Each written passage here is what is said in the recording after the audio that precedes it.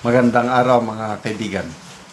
Bigyan natin ng reaction, opinion itong post ni Sas Rugando Sasot. Sabi niya lang niya, good night.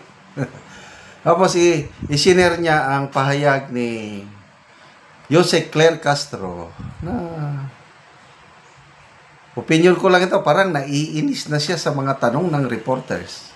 Lalong-lalo na doon sa viral issue na 500 pesos sa kasya na para sa Noche Buena ng pamilyang Pilipino. Ito, comments na nababasa ko sa mga ganitong pahayag. Una, DTI Secretary. Tapos ito si Auntie Claire. Masyado nilang minamaliit, masyado nilang iniinsulto ang ordinaryong Pilipino. Lalo nito, sabi niya, ano bang balak mo?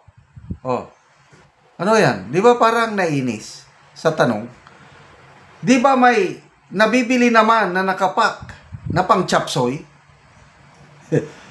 Mura lang yun. Tapos, bumili ka ng bihon na tuyo. Oh, di ba? Pwede na yun. Hindi ko narinig. Hindi ko nakita yung aura niya habang sinasabi niya. But I can just imagine yung kanyang pagkainis ba? May isa pa siyang statement na pwede daw. Kasi tinanong, talaga bang mapagkasya ang 500? Pwede. Humanap kayo ng mga grocery stores na namimigay ng discount. Medyo mas maganda pa yun ng kaunti. Kasi it makes sense kasi may mga tindahan nga naman na namimigay ng discount. Di mapagkasya mo kung makakuha ka ng maraming discount.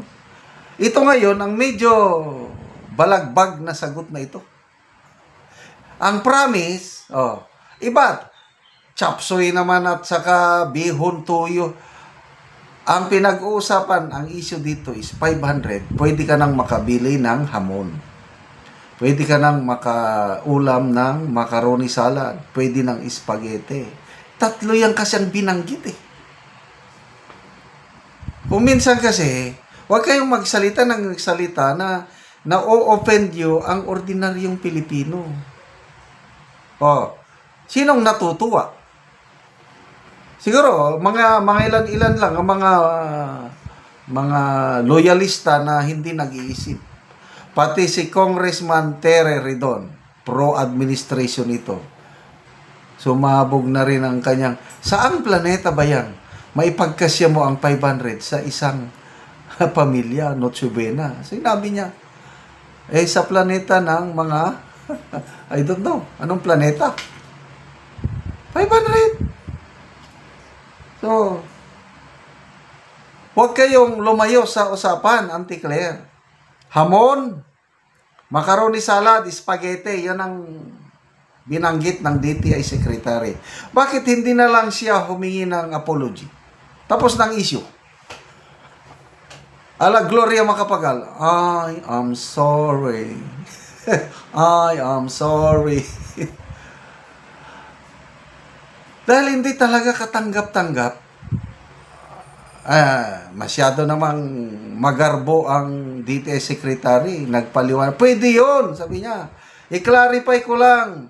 Depende sa number of persons in one family. Kung dalawang mag-asawa at dalawang anak, pwede yun. Ayaw niyang magpatalo. Pwede daw. O sige, 500. Divided by 4, di ba? 125 per head. Pwede yun sa Jollibee. So, ang Noche Buena mo, Jollibee. Di ba ang Noche Buena once a year lang? Yan, mag-ipon ang buong pamilya. So, paano mo maipapagkasya? 125 per ano? May napanood akong post kanina, video. Sinabi niya, DTI, sabi niya, nandito ako sa store na ito. Ito yung pinakamurang spaghetti. Ano yan? I don't know how many grams, 400 grams. 70 pesos na ito. Ito naman, tomato sauce, ganito. Inisa-isa niya. So, paano mapagkasya? Ay talagang wala. Kasi imposible. Kahit 4 lang ang member ng pamilya, imposibleng makakain ka ng medyo masarap-sarap na pang nagsabi na sa 500. Meron daw mga mumurahin na ham.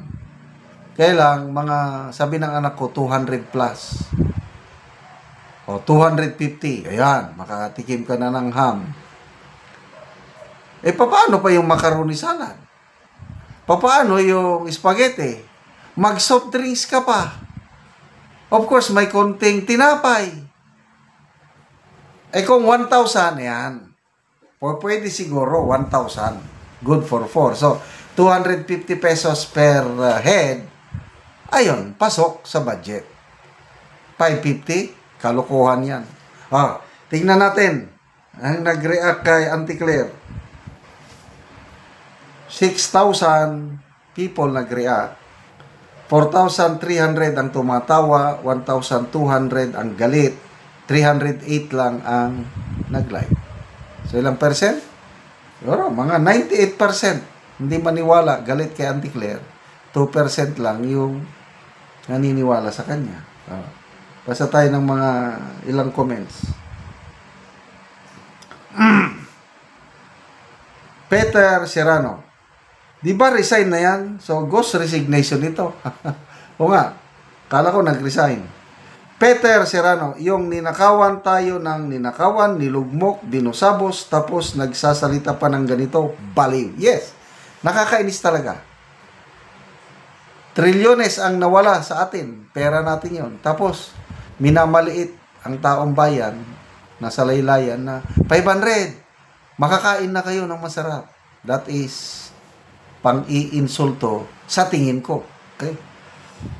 Desi Fernando, yung 500 pesos pang combo meal lang, good for 2 pesos holiday season. Yeah, combo meal sa Jollibee. Tats Martinez, sikmuraan ko kaya ito. Wag naman. Travis Santiago, she's telling us, let them eat cake. Marie Antoinette of the Philippines hindi making. Mary Grace Collado, the most bangag spokes of all time. Ay, nako. Pasensyaan nyo na lang si Auntie Claire. Ganyan na talaga siya. Hindi na yan magbabago hanggang 2028. Ganyan talaga yan. Salamat mga kaibigan sa inyong pagsubaybay sa ating channel. Nakakatulong kayo ng malaki sa tribong Talandig ng Bukidnon dahil ang income natin sa channel na ito pantulong po sa tribo. Namimigay tayo ng libreng yero at pako para makapagpagawa sila ng mas maayos na tirahan. Panoorin nyo ang video na ito.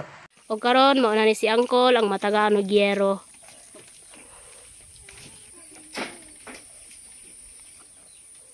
So mo ni ang balay ni Angkol nga kuan lang, kawayan lang tanan, kawayan. So among gitagaan og yero aron pud makaatop siya. So mo ni ilang kahimtang nga kawayan lang ang ilang atop. O apil pod ang ilang dingding kawayan. So makita gid nimo nga luoy gid kay sila. So apil pod ang ilang abuhan. So mo nilang ilang abuhan. So kawayan lang pod ang ilang atop. Og karon ko unsay imong masulti nga natagaan kag yero nga nasurvey gid namo ang imong balay. Salamat sa Ginoo nga natagaan kog supply sa kuan. Kung wala ang tabang nga sin di pag yun ni milisan. So kawayan lang yun ang imong kuan atop. So magpasalamat ka sa Ginoo kay natagaan kag yero, Kol. Pila na imong edad, Kol? Si Angkol 51 daw iyang edad. So na kay anak, Kol? Sila, Kol, imong anak? Duha. So si Angkol na anak duha. So mo ni ang ilang kahimtang. So dako kay ang pasalamat nga bisan sa ilang layo kaya ang ilaha, so naabtan gihapon sila sa panghatag og sin. So Kol, Salamat pud kaayo nga nakaanhimi sa imong balay ug nabisita gyud namo. So unsa ra di imong ka panginabuhian Kol? Umurag yapon. So manguma lang ka Kol. So panginabuhian ang Kol, mag-uuma lang siya. O sige Kol, salamat. Salamat.